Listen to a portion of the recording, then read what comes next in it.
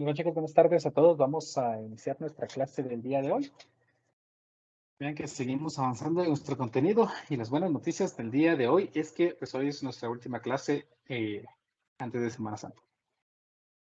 Vean con ese tema de fuerza magnética sobre un conductor que transporta corriente. Estamos terminando clases y nos miraríamos hasta después de Semana Santa. Es algo bueno, ¿no? Ya vamos a descansar un poquito. Yo creo que el inicio de semestre estuvo largo. Ya vamos avanzando un poquito. Pero eso sí, después de Semana Santa, vean de que nos quedan 2 semanas de clases prácticamente, ¿verdad? Y se acabó el curso. Sí, 2 semanas de clases y se acabó el curso. Afortunadamente se va a acabar este bendito curso. Muy bien, entonces trabajemos hoy, que es 6 de abril del 2022, con el tema de fuerza magnética debido a una corriente.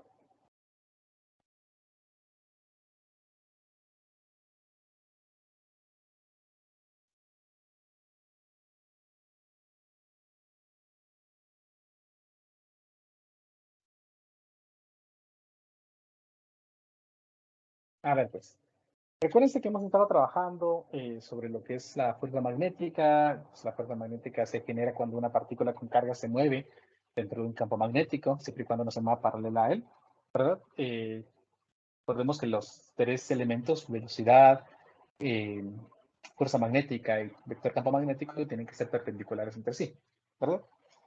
Entonces, pues vamos a recordar, o vamos a suponer, que nosotros tenemos aquí un conductor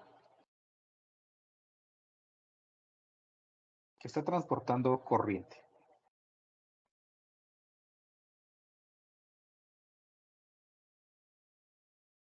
Aquí hay un conductor por el que circula la corriente. Voy a suponer que tiene una corriente en esta dirección que se llama I, y vamos a suponer que este conductor tiene una longitud X. Este cable se encuentra inmerso dentro de un campo magnético. Vamos a suponer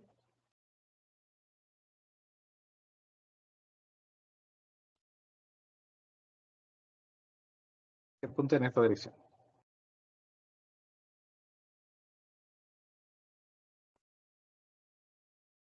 Así, más o menos, ¿verdad?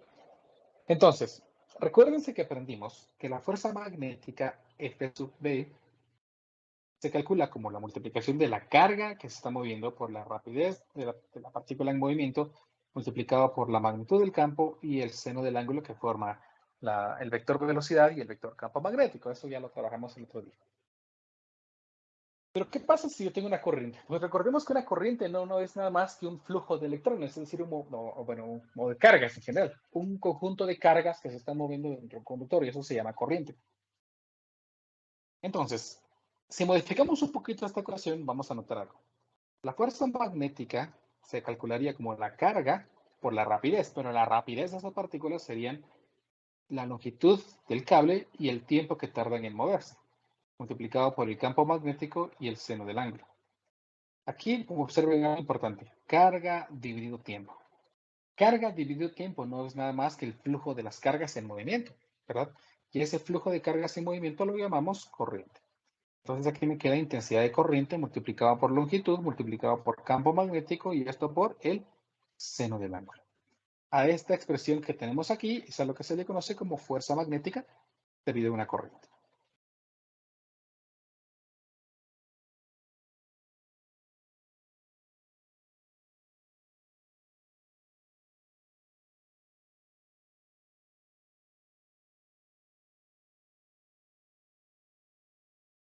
Igual que antes, la fuerza magnética con esta ecuación la podemos calcular únicamente en magnitud. No me va a decir hacia dónde es. Para poder determinar cuál es la dirección, pues podemos utilizar la regla de la mano derecha. La regla de la mano derecha se va a utilizar igual que antes. Vamos a suponer que esto que voy a dibujar aquí es una mano derecha.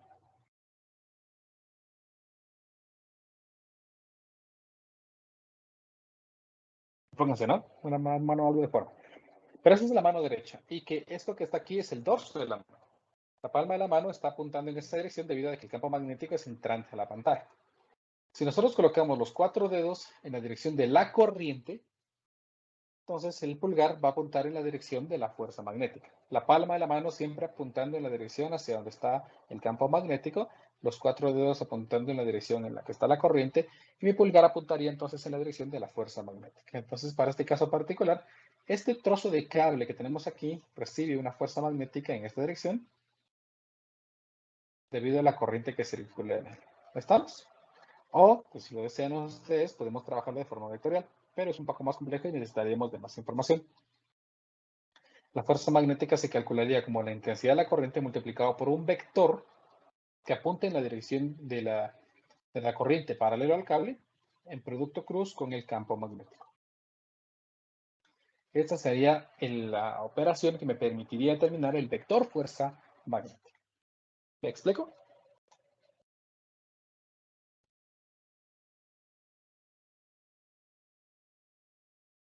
Bien fácil, ¿no? Hagamos un ejemplo entonces para practicar esta teoría que acabamos de aprender.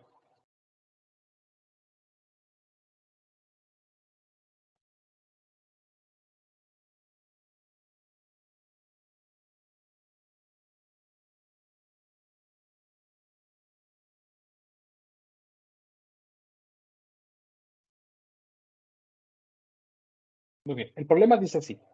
Un alambre de 2.8 metros de longitud, 2.8 metros de longitud, conduce la corriente de 5 amperios en una región donde un campo magnético uniforme,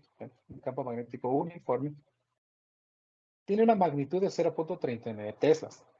Calcule la magnitud de la fuerza magnética que se ejerce sobre el alambre si el ángulo formado por el campo magnético y la corriente es igual a 60 grados para el inciso A, 90 grados para el inciso B y 120 grados para el inciso C.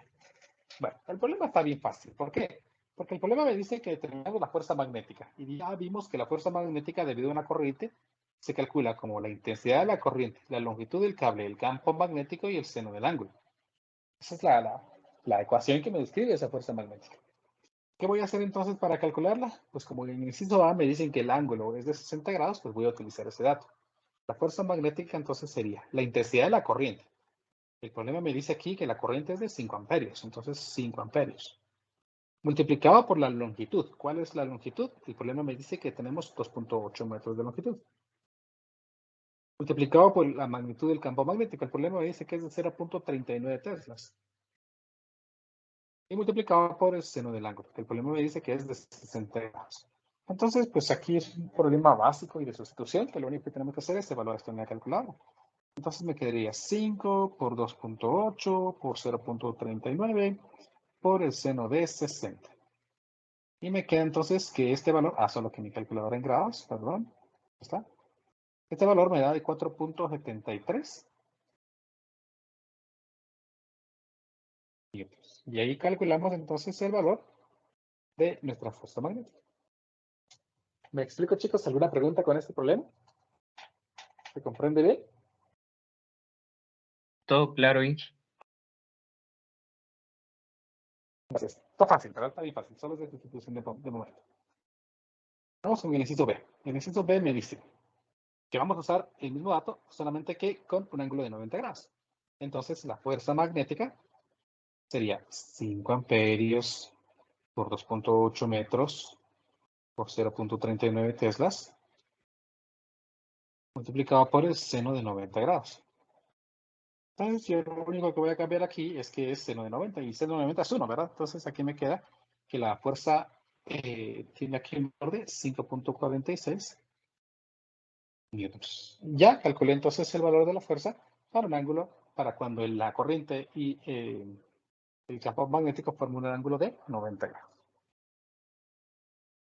Para el inciso C, vamos a hacer lo mismo. Únicamente que el problema me dice ahora que tenemos un ángulo de 120 grados.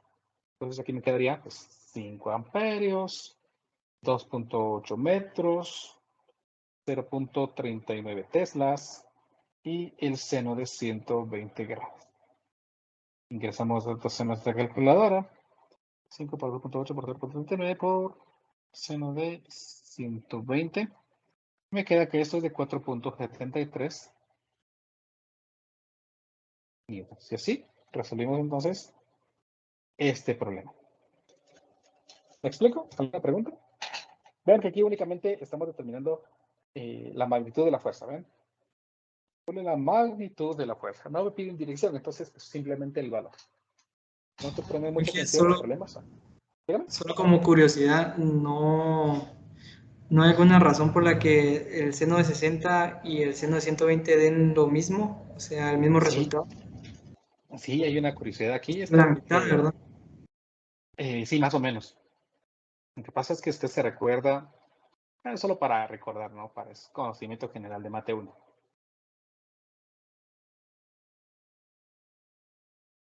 Me pusieron a dar Mate 1 hace muchísimos años. Suponemos que tenemos aquí una circunferencia, ¿no? Entonces, seno de 60 grados es esto. Entonces, el valor de seno de 60, pues no es nada más que la componente de ese valor de radio 1 en el eje Y. 120 grados está por acá. Ah, ya, ya. 120 grados. Que es seno de 60. Y coinciden entonces en su coordenada en el seno de Y. Por eso es exactamente lo mismo. Ya, gracias, Inge. Ok, solo para ver. Esas anécdotas de Mate 1, no me recuerdo, las vez cuando llevé Mate 1 hace 5, 6, 7 años, ¿no? Hagamos otro ejemplo.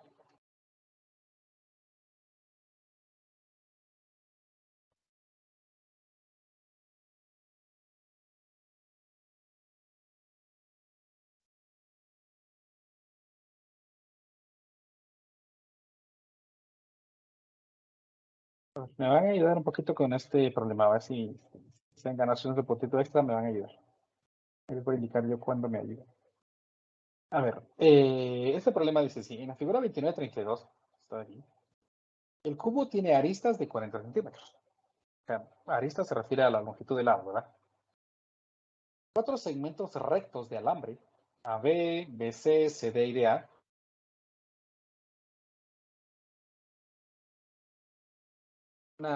se unen de sus extremos y entonces forman una región encerrada. Y conduce una corriente I de 5 amperios. En la dirección que se muestra. ¿Ven? De A a B, de B a C, de C a D, por supuesto, y de D a.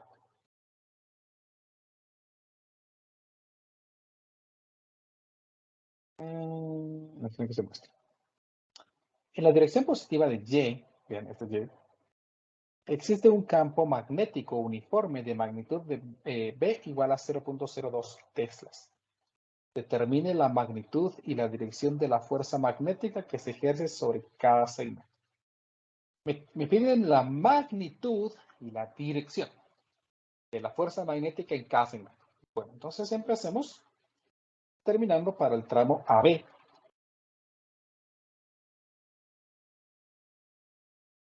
Observen de que el tramo AB, pues es este de aquí, ¿no? AB.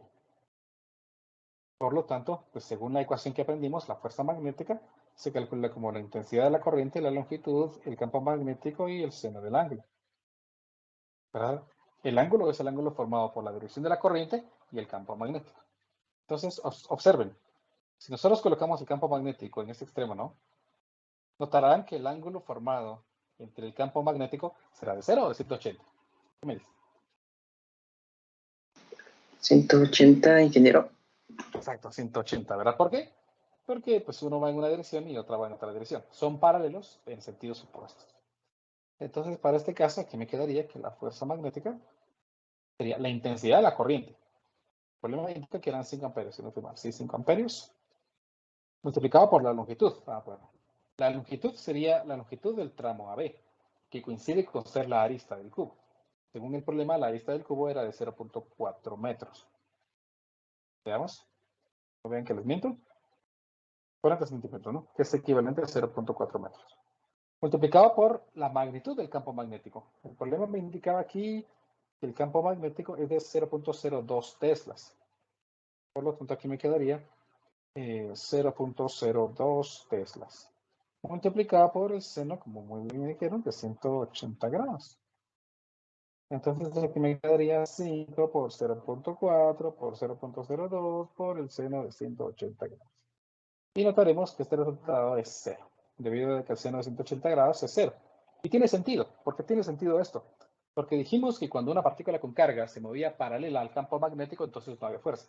Y observen que la corriente pues no es nada más que un conjunto de cargas moviéndose entre sí, moviéndose ahí un montón entre ellas en el cable. Entonces, todas esas partículas con carga se están moviendo paralelas al campo eléctrico, en dirección opuesta, pero paralelas. Por eso no hay fuerza. Vamos a ver para el tramo siguiente, ¿no? PC.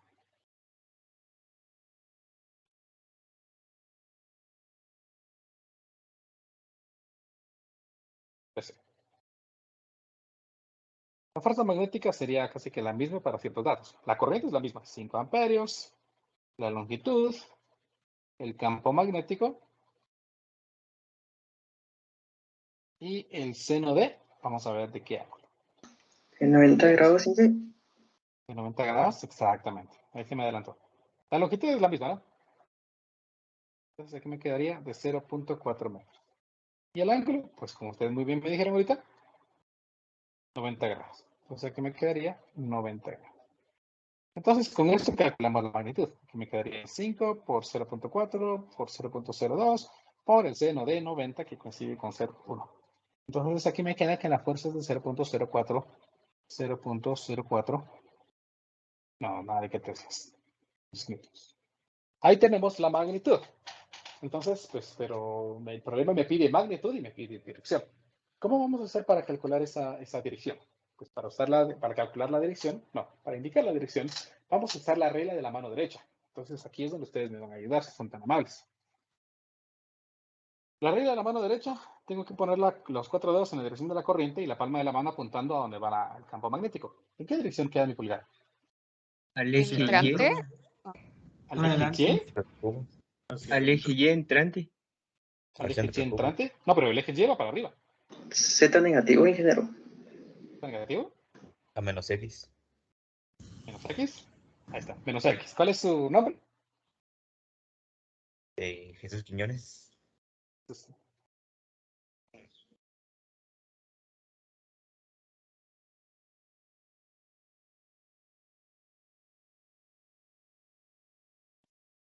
Gracias. Exacto. Hacia el eje Z. Porque observen, si ustedes ponen sus 4 dedos apuntando en esa dirección, paralelos al eje Z, ¿no? La palma de su mano apuntando hacia arriba. Entonces su pulgar queda apuntando en esta dirección. Hacia X negativo. ¿Hacia X negativo me dijo Jesús o hacia Z negativo me dijo? Hacia X negativo. Bueno. Entonces, hacia X negativo, ¿verdad? Entonces aquí yo podría escribir la fuerza magnética de forma vectorial, escribiendo fuerza magnética como 0.04 newtons negativo, vamos a ponerlo así mejor, y newtons. Y así estaría yo indicando con esta simbología de vectores unitarios que ustedes aprendieron en Intermedia 1, que prácticamente la fuerza está dirigida hacia el eje X negativo, de acuerdo a esta ubicación de los ejes. ¿Estamos? Hagamos el siguiente tramo. C, CD. Vamos a ver. La fuerza magnética que me piden, pues aquí voy a calcular magnitud, ¿no? La corriente es la misma, 5 amperios. Vamos a ver qué pasa con la longitud. El campo es el mismo, ese sí fijo no va a cambiar. Y vamos a ver qué pasa con el ángulo. Miremos entonces, la longitud. La longitud es la longitud del tramo que va a desear, que ahora ya no va a ser 0.4 metros. Porque este tramo CD, pues es un segmento que une los extremos opuestos de una de las caras del cubo. Es decir, esta es la diagonal de la cara. La diagonal de una cara se calcula simplemente multiplicando la longitud de la arista por el radio, por la raíz de 2. En este caso, aquí me quedaría 0.4 por raíz de 2 metros. Ahí tendríamos entonces la diagonal de la cara. Y ahora el ángulo. Noten que el vector campo magnético pues es hacia arriba, ¿no? Si lo muevo aquí, pues lo colocaría por acá. Y la corriente apunta en esta dirección. Entonces el ángulo formado entre esos dos es el ángulo que está aquí, que está en esta abertura que estoy marcando. ¿Cuánto sería ese ángulo? ¿Alguien que me quiera ayudar con 45 ese grados. ángulo? 45. Exacto, 45 grados, ¿verdad? Entonces aquí 45 grados. Miremos entonces, aquí me quedaría 5 por 0.4 por raíz de 2 por 0.02 por el seno de 45. Y esto me queda, sorprendentemente, 0.04 newtons. Ahí tenemos entonces la magnitud. Pero me falta la dirección. Otro puntito extra. ¿Quién se lo quiere llevar? Z negativo. Z negativo. Z negativo, Inge. Z negativo. Ahí que no sé quién fue el primero que me lo dijo. Creo que yo dije. Yo dije. Sí, el primero que me lo. ¿Cuál es su nombre? Wilmer Chitamuy. Wilmer Chitamuy.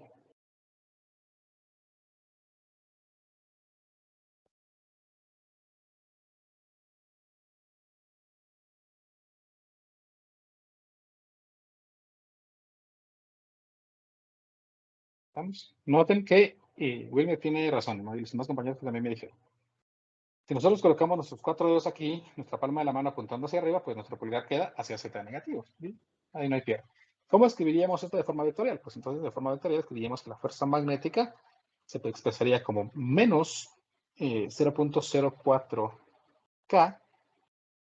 Entonces estoy diciendo con K, que es para el eje Z, y con el menos indicando que es para el eje Z negativo. Ahí tenemos entonces la magnitud y la dirección de la fuerza magnética. Vamos, por último, con el tramo DA. Entonces, para el tramo DA, no, DA. Entonces, aquí me quedaría la fuerza magnética, F sub P, igual a 5 amperios por, vamos a ver la longitud, por el campo magnético, 0.02 tercios, por el seno de, vamos a ver cuánto. Voy a poner 45 grados otra vez, pero no. Noten, el campo magnético va hacia arriba, ¿no? Y la corriente va en esta dirección. Entonces, para este caso particular, pues el ángulo formado entre estos es 90 grados. Entonces, aquí me quedaría nuevamente 90 grados. La longitud, ¿cuál es la longitud? La longitud vuelve a ser la de una diagonal de una cara. Que vuelve a ser 0.4 por raíz de 2. ¿Estamos? Entonces, aquí me quedaría 5 por 0.4 por raíz de 2 por 0.02 por el seno de 90. Aquí no se queda raíz. Por 0.02 por el seno de 90. Ahora sí. No, creo que está bien. 0.4 por raíz de 2 por 0.02, sí. Entonces, la fuerza ahora me quedo, si no estoy equivocado, de 0.056. Si no estoy, vamos a ver, sí, está bien, ¿verdad? Sí. 0.056. Ahí tenemos la magnitud. Pero ahora la dirección. ¿En qué dirección va qué? ¿X, Y, X Z? positivo. ¿X positivo? Inge está entre Z X y positivo. Z a 45 grados. Z positivo. Z positivo, Inge. 45 grados. Z positivo. Y negativo. Es Y negativo, tampoco. Resulta que ahí para alguien escuché que alguien me dijo 45 grados y efectivamente es 45 grados en el plano formado por los ejes ZX. Recuérdense que tienen que ser mutuamente perpendiculares todos, ¿no? Entonces, en este caso, vean, si este es el vector campo magnético, estos son perpendiculares entre sí. Para que haya perpendicularidad entre estos, entonces el vector fuerza magnética tendría que apuntar perpendicularmente a estos, ¿no? Por lo tanto, no apunta ni el eje X, ni el eje Z, ni el eje X, sino apunta formando un ángulo de 45 grados respecto a uno de los dos ejes, dado que es el mismo, ¿no? ¿Cuál es su nombre? Perdón. Daniel Citalán, ingeniero.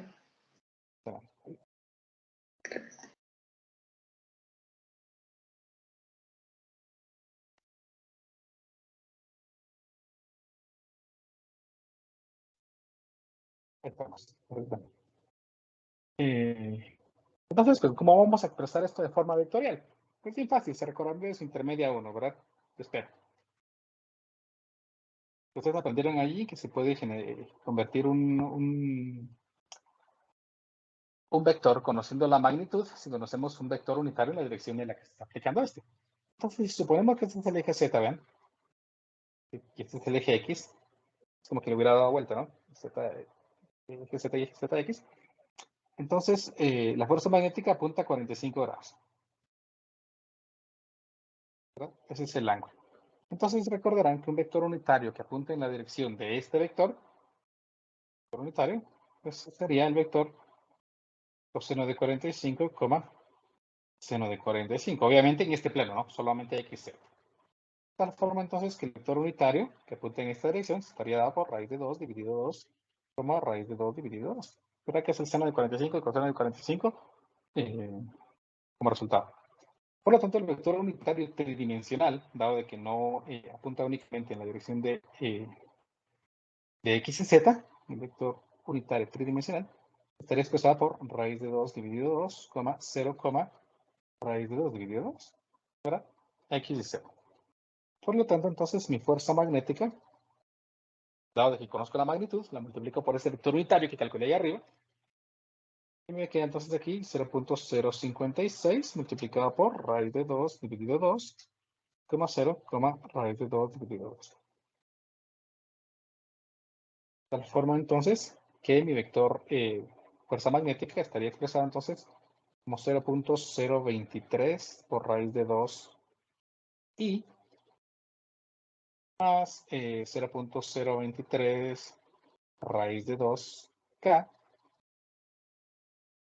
newtons. Y ahí tenemos entonces el vector fuerza magnética para el tercer caso, el tramo de A. ¿Me explico?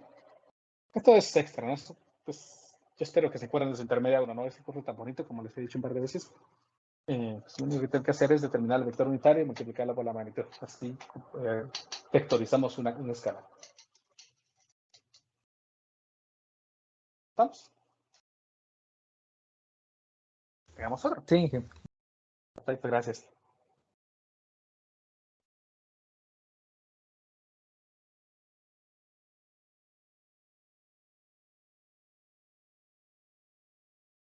Nuestro ejemplo 3 resulta ser un problema de repaso. Recuerden que estos problemas de repaso requieren de que nosotros usemos algunas teorías que hemos aprendido en otros cursos. Por supuesto, posteriores a este, ¿no? Anteriores a este, perdón. A ver, el problema dice así. Una varilla con 0.72 kilogramos de masa y un radio de 6 centímetros, ¿ven? Esta varilla de un radio de 6 centímetros, descansa sobre dos rieles paralelos, que están separados por un valor D.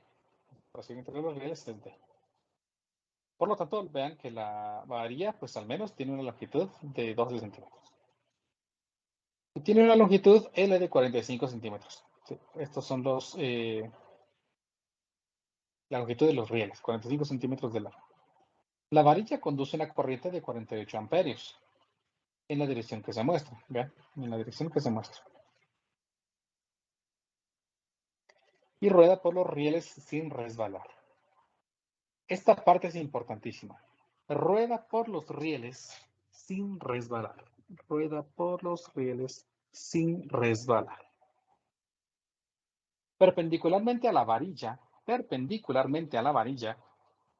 y a los rieles, existe un campo magnético uniforme de magnitud de 0.24 teslas. Si parte del reposo, ¿quién? La varilla, por supuesto, ¿verdad? ¿Cuál será la rapidez de la varilla cuando salga de los rieles?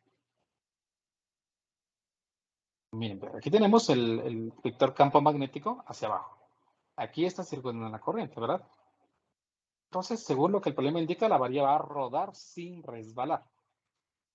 Vamos a colocar aquí un marco de referencia.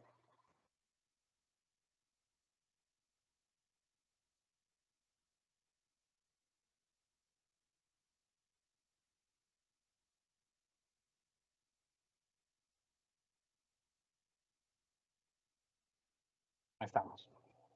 Y si ustedes son tan amables de indicarme, por favor, ¿en qué dirección está apuntando la fuerza magnética? ¿Positivo, Y positivo, Z positivo, o alguno negativo, o algún otro ángulo? ¿Qué me dice? X positivo. X positivo, dije. positivo. Exactamente. ¿Verdad? Ya solo es ir practicando la regla de la mano derecha, ¿no? La corriente en esta dirección, el campo magnético hacia abajo, si ustedes se dan cuenta, entonces la fuerza magnética apunta en esta dirección, ¿verdad? A la dirección de X positivo, de acuerdo a lo que nosotros colocamos. Bueno, entonces la barrita esta va a rodar, ¿verdad? Va a rodar aquí y va a caer. El problema quiere que termine la rapidez. Si parte del reposo, ¿cuál será la rapidez? Bueno, entonces, bien fácil. Parte del reposo, entonces su velocidad inicial es 0. ¿Cuál es la distancia que va a recorrer? Pues según esto son 45 centímetros. ¿En cuánto tiempo lo hace? Pues eso no lo sé. ¿Cuál es la velocidad final que tiene? Pues eso es lo que quiero calcular. ¿A qué aceleración está ese movimiento? Pues no lo sé.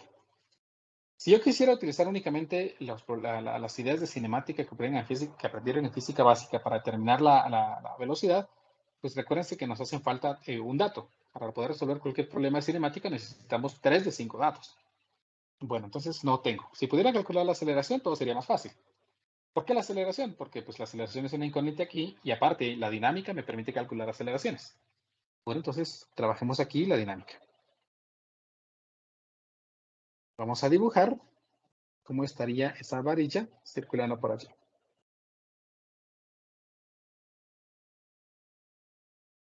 Entonces, voy a dibujar, voy a suponer que la varilla es esta de aquí. Ahí estamos. Según lo que ya vimos, la fuerza magnética se apunta aquí en esta dirección. Esa fuerza es la que hace que la varilla ruede. La parte importante que el problema me dice que ruede por los rieles sin resbalar, sin deslizamiento, eso implica que para que un objeto ruede, pues, si recuerdan un poquito su física 1, recuérdense que los objetos ruedan siempre y cuando exista fricción. Por lo tanto, para que el objeto ruede, aquí debe haber fricción. Como hay fricción, entonces aquí tiene que existir una fuerza de fricción. Ahí está. Entonces, pues si hacemos la dinámica, la sumatoria de fuerzas verticales, no es cierto, horizontales, tiene que ser igual a masa por aceleración. ¿Verdad? Así puedo calcular la aceleración aquí y ya calcular la velocidad final. Entonces, la sumatoria de las fuerzas horizontales es igual a masa por aceleración. ¿Qué fuerzas hay? Pues la fuerza B en la dirección del movimiento, menos la fuerza de fricción que se pone el movimiento, y eso es igual a masa por aceleración. La fuerza magnética, pues ya sabemos que se calcula como corriente por longitud, por campo magnético, por el seno del ángulo. Fácil. Porque tengo la carga, no, perdón, tengo la corriente, ¿sí? Tenemos la corriente que circula. ¿Dónde está la corriente? Aquí, 48 amperios. Tenemos la longitud de la varilla, que son el valor D, que son los 12 centímetros. Tenemos el campo magnético y el seno del ángulo. O sea, tenemos todo para calcular la fuerza magnética. La fuerza de fricción, recordarán que se calcula como la multiplicación del coeficiente de fricción por la normal. El problema es que el problema no me proporciona esa fuerza de fricción. Tenemos allí un inconveniente con esa fuerza de fricción. ¿Qué hacemos para calcular esa fuerza de fricción? Bueno, pues vamos a tener que utilizar otras ideas.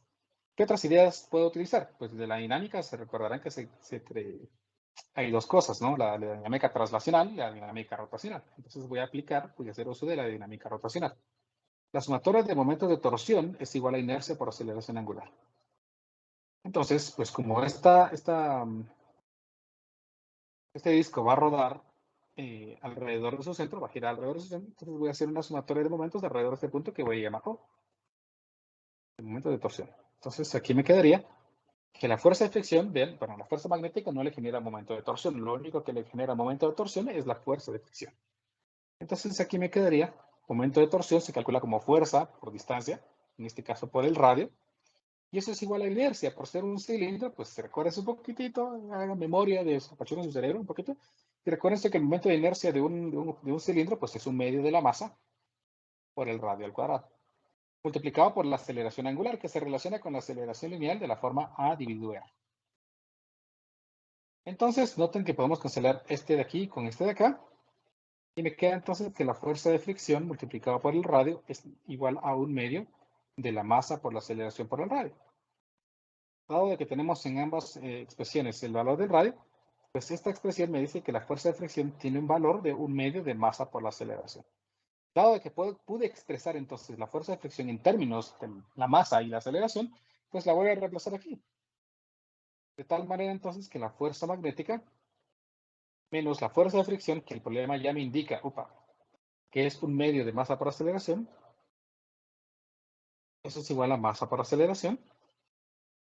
De tal forma entonces que la fuerza magnética estaría expresada como masa por aceleración más un medio de masa por aceleración.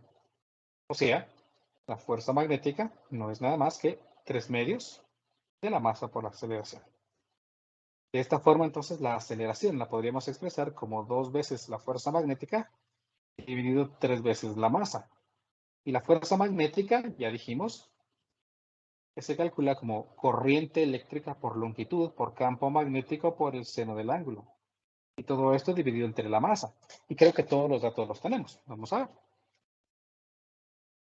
La ecuación que tenemos allí nos dice que la aceleración sería 2 por la corriente. La corriente, el problema me la proporciona, que es de 48 amperios. La longitud es la longitud de la varilla, que corresponde a la longitud D, que es de 12 centímetros, 0.12. 0.12. Multiplicado por el campo magnético, que es 0.24 teslas, por el seno de 90, que es el ángulo que forman el campo magnético y la corriente. Y esto dividido entre la masa. El problema en la parte inicial me dice que la masa es de 0.72 kilogramos. Esto por 3. Aquí dije perdido un 3, ¿ya? Ahí está. Entonces, aquí obtengo de que el valor de la aceleración es de 1.28 metros sobre segundos al cuadrado. Al tener ese valor de la aceleración, pues ya puedo escribir aquí que ese valor ya es conocido. Y entonces ahora sí, ya podemos utilizar la cinemática para poder determinar la velocidad, por supuesto, del centro de masa de ese cilindro que se mueve, esa varilla que se mueve. ¿Cómo usamos la cinemática? Pues hay una fórmula que dice que la velocidad final al cuadrado es igual a la velocidad inicial al cuadrado más 2 veces la aceleración por el desplazamiento. ¿Cuánto es el desplazamiento? Pues son los 45 centímetros, ¿verdad? Entonces, como la velocidad inicial es 0, porque el problema me indica que esta partícula parte de reposo, entonces la velocidad final se expresaría como la raíz cuadrada de 2 veces la aceleración, que es 1.28 metros sobre segundos al cuadrado, que es el dato que calculamos, por el desplazamiento, que son 45 centímetros. Y ahí tendríamos entonces el valor de la velocidad final que tendría esta varilla cuando abandone los rieles. Entonces aquí me quedaría, vamos a ver, esto por 2 por 0.45 en raíz cuadrada. Y me queda entonces que la velocidad final sería de 1.07 metros sobre segundo. Y así hemos calculado entonces el valor de la velocidad final que llevaría esa varilla cuando abandone los rieles. ¿Me explico? ¿Alguna pregunta con este problema? Hay que recordarse un poquito de física 1, ¿verdad? Ahí está, pero hay elementos que son fáciles de recordar.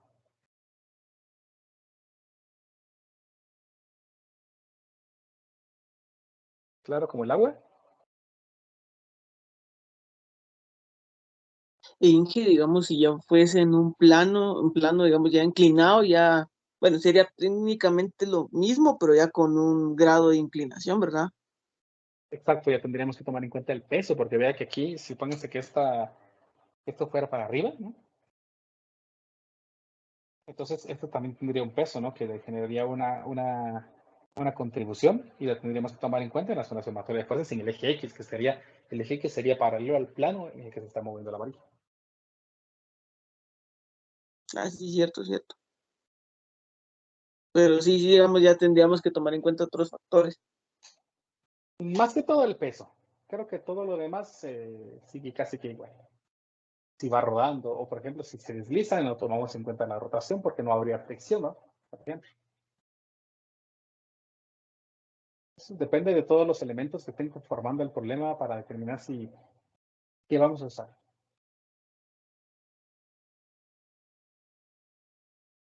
Ok, gracias, Inge. Muy bien. Bueno, entonces, pues eso sería todo por el día de hoy. Les deseo una buena tarde. También les deseo un buen fin de semana. Unas buenas vacaciones, por favor.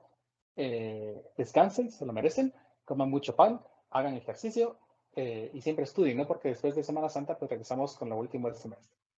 Entonces, ahora sí.